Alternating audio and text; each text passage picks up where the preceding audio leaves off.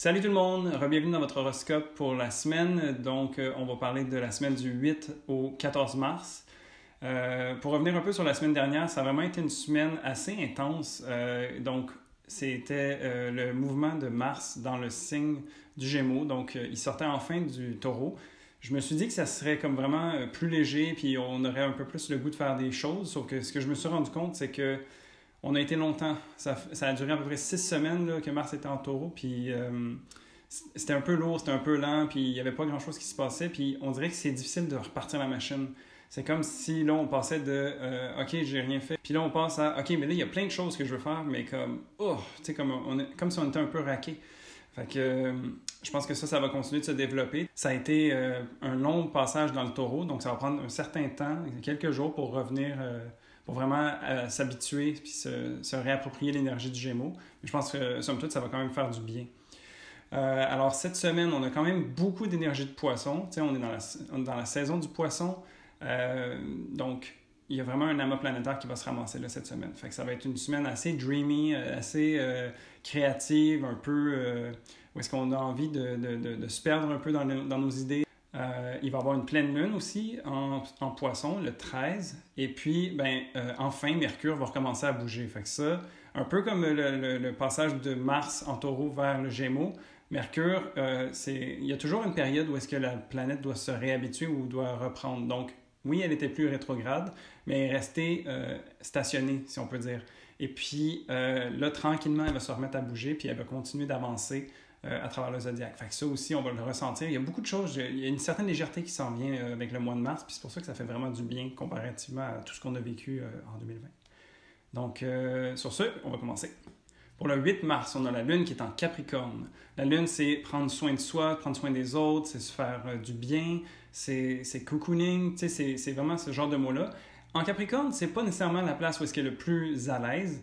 Le Capricorne, c'est quelque chose qui est beaucoup plus structurant, beaucoup plus discipliné, sévère, restrictif, limitatif. Et donc, c'est pas l'endroit le plus confortable. Mais comme je disais tantôt, il y a beaucoup d'énergie de poisson dans l'air cette semaine. Donc, la Lune va faire un sextile au Soleil, à Neptune, puis à Vénus aussi, qui vont vraiment venir adoucir un peu ces traits-là. Fait que c'est comme un petit peu quelqu'un qui va à quelque part puis qui n'est pas super à l'aise, mais que tout le monde est vraiment gentil avec lui puis il veut le mettre à l'aise. Donc, tu sais, je pense qu'il va avoir une certaine rigidité qui va peut-être être présente, mais si on est conscient de ça, on peut peut-être se laisser justement attendrir, se laisser bercer par cette énergie-là qui est douce puis qui cherche vraiment à aider, en fait. C'est une énergie qui est très humaniste, qui est très altruiste. Donc, tu sais, je pense qu'on va avoir une certaine légèreté puis un beau support, même si peut-être que ça va se vivre de façon un petit peu plus stiff, un petit peu plus coincée. Mais d'après moi, ça va être quand même assez intéressant comme mélange. Sur la fin de la journée, il va quand même avoir une conjonction avec Pluton. Pluton, c'est vraiment une planète qui met l'emphase. Donc, c'est comme si ça faisait un zoom-in sur ça, puis ça amplifie, un petit peu comme un microscope. Donc, le fait d'être peut-être inconfortable ou de sentir qu'il y a une certaine fluidité, mais qu'il y a un inconfort en même temps, bien, ça risque peut-être en fin de journée de venir comme culminer. Puis le poisson, c'est quand même assez émotif et sensible comme énergie. Donc, ça se peut que ça nous prenne un petit peu émotionnellement parlant. Le 9 mars, on a la Lune qui passe en Verseau. Donc, la Lune, que je continue de dire, c'est les émotions, c'est tout ça. C'est aussi les besoins. Donc, en Verseau, l'énergie du Verseau, on est vraiment dedans depuis le début de l'année. Là, c'est la révolution, c'est le progrès, c'est le changement, c'est regarder vers le futur. T'sais. Puis, il va y avoir aussi une conjonction avec Saturne, qui est un petit peu comme l'énergie du Capricorne que j'expliquais tantôt. Est plus structurante, limitante. Mais tu sais, le côté positif de Saturne, c'est son ambition. Donc, je pense que cette lune-là va nous inviter à imaginer le futur qu'on a envie de vivre. Ça fait 1 an qu'on est confiné, puis tout ça, puis là, on veut peut-être voir, OK, mais qu'est-ce qui vient après? Qu'est-ce que j'ai envie d'être? Qu'est-ce que j'ai envie d'encourager? Qu'est-ce que j'ai envie de faire? Etc. Donc, c'est ce genre de questions-là qui est peut-être plus orienté sur le futur, puis de vraiment les ressentir à l'intérieur, comme émotionnellement, comme comment ça nous fait sentir, puis de les structurer dans la réalité pour qu'on puisse les manifester. Il y a quand même en arrière-plan Uranus qui, pour les prochaines années encore, va venir remettre en question un petit peu l'énergie du taureau, puis va venir créer un certain remous, comme dans nos valeurs matérielles, dans vraiment la structure. Donc, c'est sûr que là, on est porté à vouloir penser à l'avenir, sauf qu'en même temps, il faut comme penser à l'avenir, on ne peut pas juste faire tabula rasa. Il faut prendre en compte qu'est-ce qui est là présentement, puis comment qu'on veut le changer, l'améliorer, le transformer. C'est peut-être plus ce genre de réflexion-là qu'il faut avoir. Il va y avoir Mars qui va venir nous supporter quand même de cet effort-là, avec son énergie de Gémeaux qui a envie de faire 1001 projets. Ça va être vraiment intéressant de peut-être voir qu'est-ce qu'on a envie de faire, puis de venir s'atteler à la tâche, de venir concrétiser dans les actions les réflexions qu'on a eues avec cette lune-là. Le 10 mars, il y a la Lune qui va venir être conjointe à Jupiter et Mercure. Jupiter, c'est l'amplification, puis Mercure, c'est la communication. Donc, émotion, amplifiée, communication. Il va aussi avoir le Soleil qui est en Poisson. Donc, le Soleil, c'est l'ego. Le Poisson, c'est la sensibilité, qui va être conjoint à Neptune, qui est comme une espèce de dissolution ou un petit peu un brouillard. Donc, d'après moi, cette journée-là, ça risque d'être quand même assez émotionnel. Mais émotionnel dans le sens débordement émotionnel. Parce qu'avec Jupiter, c'est comme si on venait juste comme tout exagérer, tout amplifier. Donc, sachant ça, peut-être prendre ça cool, parce que quand on sait les choses qui s'en viennent, on peut peut-être s'y préparer et s'attendre à pas être trop en réaction non plus par rapport à ce qui va se manifester. Peut-être que les gens vont avoir la mèche plus courte, peut-être que les choses vont être mal comprises. Avec Neptune aussi, c'est ça justement, c'est le brouillard, c'est un petit peu, comme c'était-tu un compliment qu'il m'a fait, ou est-ce qu'il me cherche? Ce genre de réflexion-là qu'on peut peut-être avoir parce qu'on est comme pas sûr, on sait pas trop sur trop quoi s'appuyer, mais ça se respire ça, puis on peut prendre ça quand même cool. On n'est pas obligé de rentrer dans le jeu, en fait.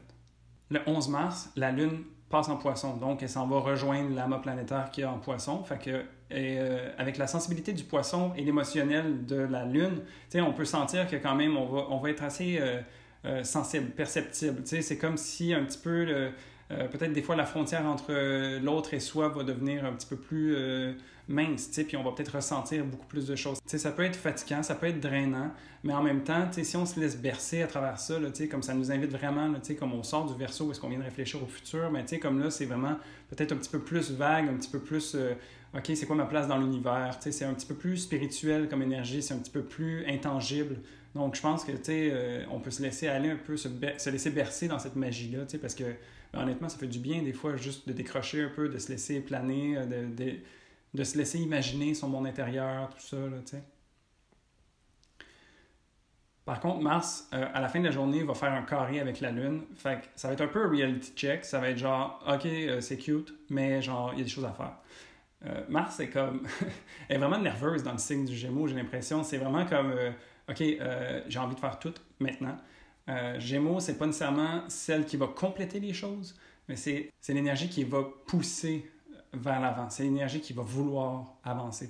C'est une énergie d'air, donc il faut que ça flotte, il faut que ça soit libre, il faut que ça soit, faut que ça puisse aller où est-ce que ça a envie d'aller.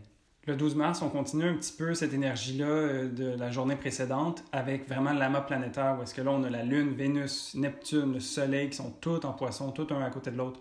Ça veut dire que vraiment, ils s'allument tous en même temps. Fait qu'on parle des émotions, on parle des relations, on parle de la spiritualité, on parle de notre ego, de notre mission de vie. Comme vraiment, là, ça va être une journée très spirituelle, rêveuse, sensible, douce. Ça peut être une journée parfaite pour faire du journaling, pour essayer de se laisser aller dans une activité créative, d'aider quelqu'un, de méditer par exemple, vraiment comme relax.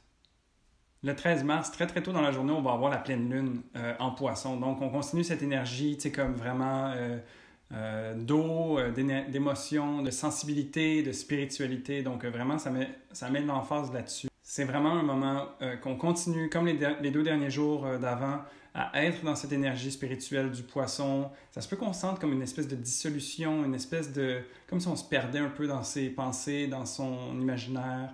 Peut-être que les choses deviennent moins tangibles. Peut-être qu'il y a certaines personnes qui vont se sentir un petit peu perdues. C'est comme si on perdait nos repères d'une certaine manière. C'est vraiment l'énergie du Poisson, c'est, j'imagine, un poisson vraiment qui est dans l'océan puis qu'il oublie qu'il est dans un océan, en fait. Parce que c'est tellement partout autour de lui qu'il oublie qu'il est un poisson dans l'océan. D'une certaine manière, on peut voir ça comme ça. Il va y avoir un sextile aussi avec Pluton en Capricorne.